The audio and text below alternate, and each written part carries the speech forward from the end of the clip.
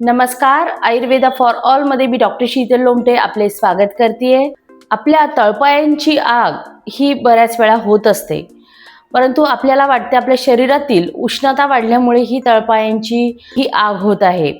परंतु हातापायांची आग होणे, अंगाची आग होणे हे अनेक आजारांच्या लक्षण स्वरूपात देखील असते। त्यामुळे केवळ शरीरातील पित्त वाढले किंवा उष्णता वाढली म्हणजेच आपल्या तळपायांची, तळहाताची किंवा शरीराची आग होते असे नाही, तर इतर आजारांमध्ये देखील आपल्या तळव्यांची आग ही होऊ शकते। तर आज आपण बघणार आहोत की तळपायांची, तळहाताची किंवा अंगाची आग पित्त वाढल्याशिवाय इतर कोणत्या आजारांमध्ये होते। त्यापूर्वी आयुर्वेदा फॉर ऑल या चॅनलला सबस्क्राईब केले नसेल तर सबस्क्राईब करा आणि बेल आयकॉन दाबा, जेणेकरून आपल्याला अशाच प्रकारचे नवीन व्हिडिओ बघायला मिळतील। तसेच तुम्ही मला इंस्टाग्राम आणि फेसबुक पेजवर देखील फॉलो करू शकता। तर आपण एक एक आजाराविषयी बघूया, म्हणजे ज्यामध्ये तळपायांची आग होणे हे लक्षण स्वरूपामध्ये दिसते। यातील पहिला आजार म्हणजे शरीरातील पित्त वाढणे, म्हणजे जेव्हा वातदोष, पित्तदोष आणि कफदोष या तीन दोषापैकी केवळ पित्तदोष शरीरामध्ये वाढलेला असतो, त्यावेळेला शरीराची आग ही होत असते।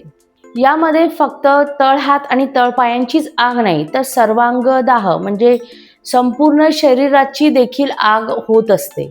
आणि ज्या वेळेला पित्त वाढलेले असते शरीरातील, त्यावेळेला पित्त वाढण्याची जी इतर लक्षणे आहे, म्हणजे डोळ्यांची जळजळ किंवा पित्ताचे विकार होणे, त्वचा विकार होणे, पित्ताचे जे इतर विकार आयुर्वेद शास्त्रामध्ये वर्णन केलेले आहे, यापैकी कोणता तरी आजार त्या व्यक्तीला झालेला असतो। आणि त्याबरोबरच तळहात, तळपायांची आग होणे हे लक्षण देखील असते।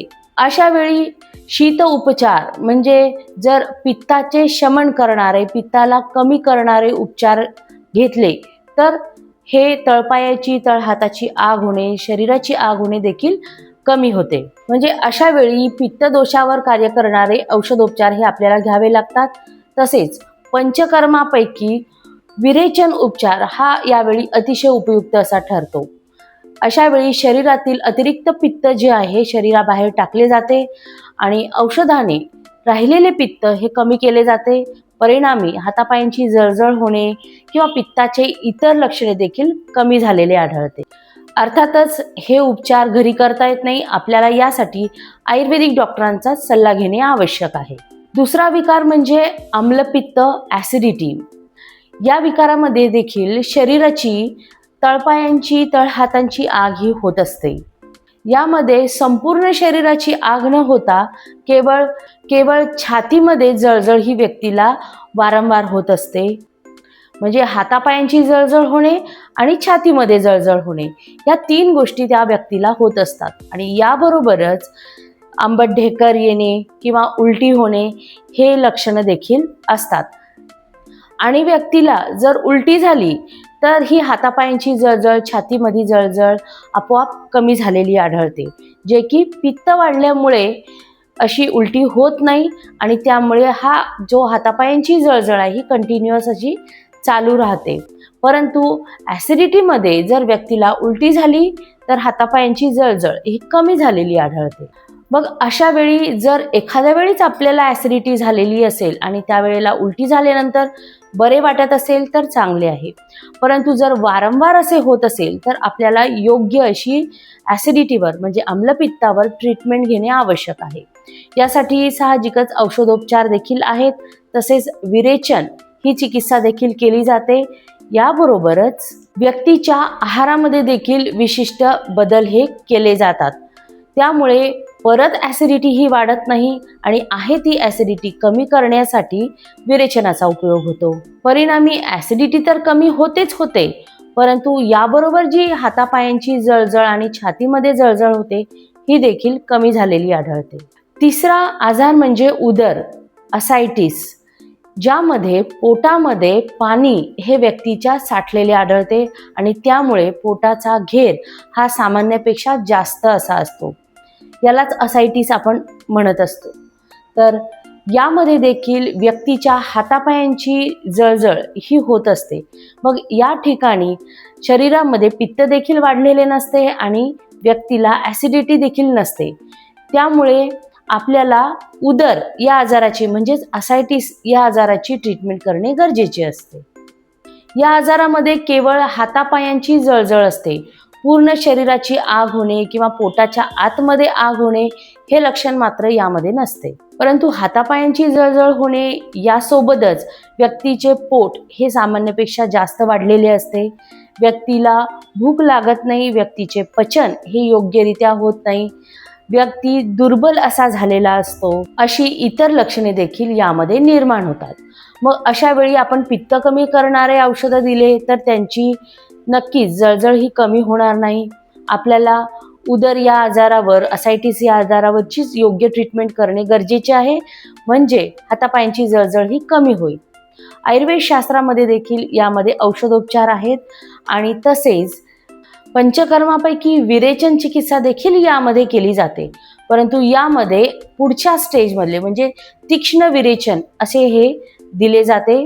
या आजाराची ट्रीटमेंट करण्यासाठी देखील आपल्याला आयुर्वेदिक डॉक्टरांचाच सल्ला घेणे गरजेचे आहे. तीक्ष्ण विरेचन देखील घरी करता येत नाही आणि याचे औषधं देखील आपल्या मनाने आपण घेऊ शकत नाही. त्यानंतरचा आजार आहे प्रमेह म्हणजेच डायबिटीज. डायबिटीज या आजारामध्ये देखील हातापायांची जळजळ होणे हे लक्षण असते. मग ही जळजळ पित्तामुळे नसते, ॲसिडिटीमुळे नसते आणि असायटिसमुळे देखील नसते. तर इथे याचे कारण असते डायबिटीज, मधुमेह. यामध्ये केवळ हातापायांच्या तळव्यांचीच आग असते, संपूर्ण शरीराची आग इथे होत नाही. याबरोबरच डायबिटीसची इतर लक्षणे देखील व्यक्तींमध्ये आढळतात, जसे खूप जास्त लघवीला जाणे, रक्तातील साखरेचे प्रमाण वाढलेले असते, हे लक्षणे देखील यासोबत असतात. आणि मधुमेहाची जेव्हा ट्रीटमेंट केली जाते याबरोबरच तळव्यांची, हातापायांची जळजळ होणे देखील हळूहळू कमी व्हायला लागते. अनेक प्रकारचे वातवाधी म्हणजेच वाताचे विकार यामध्ये देखील हातापायांच्या तळव्यांची आग ही जाणवत असते. यामध्ये केवळ तळव्यांचीच आग ही होत असते, संपूर्ण शरीराची आग ही इथे होत नसते. अशा वेळी जो वातविकार व्यक्तीला झालेला आहे त्याची ट्रीटमेंट घेतल्यानंतर ह्या आग होण्याची जी लक्षणे आहे ही कमी झालेली आढळते. आणि इतर आजारांमध्ये ज्या वेळेला आपण शीत उपचार करतो, थंड उपचार करतो, त्यावेळेला व्यक्तीला जो काही जळजळ आहे ही लक्षणे कमी झालेली आढळते.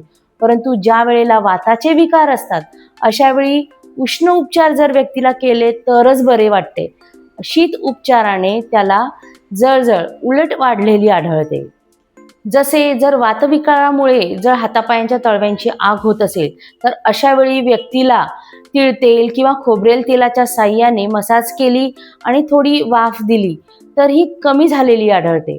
परंतु इतर विकारांमुळे म्हणजे पित्त वाढलेले असल्यास, ॲसिडिटी झालेली असल्यास अशा व्यक्तींना जर आपण स्नेहन आणि स्वेदन केले म्हणजे तळपायाला, तळहाताला तेलाच्या साह्याने मालिश केली आणि वाफ दिली तर ही जळजळ कमी होत नाही.